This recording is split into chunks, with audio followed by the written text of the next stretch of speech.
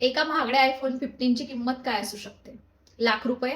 पण छत्रपती संभाजीनगरमध्ये याच एका फोनच्या हट्टापोटी एका 18 वर्षांच्या मुलाने स्वतःच्या संपूर्ण कुटुंबाचीच बलिदानात किंमत मोजली. खवड्या डोंगराच्या कड्यावर उभा असलेला कुणाल चांदवडे आणि त्याला वाचवण्यासाठी बाळ खाली ये म्हणून आक्रोश करणारी त्याची आई संगीता चांदवडे आणि वडील मुरलीधर चांदवडे. 3 तास पोलिसांनी आई वडील पाया पडत होते, पण फोनच्या हट्टापुढे त्या मुलाला आईच्या डोळ्यातले अश्रू दिसलेच नाहीत. शेवटी मुलाने नाहीच ऐकले. वडिलांनी मुरलीधर चांदवडे यांनी प्राणाची बाजी लावून मुलाला खेचायचा प्रयत्न केला, पण दुर्दैवाने दोघांचा तोल गेला नि बाप मुलगा दरीत कोसळले. डोळ्यांदेखत संसाराची राखरांगोळी झालेली पाहून आईनेही क्षणाचाही विचार न करता त्याच कड्यावरून दरीत झोपून दिलं. एका रात्रीत हसतं खेळतं चांदवडे कुटुंब कायमचं स्मशानात जमा झाला.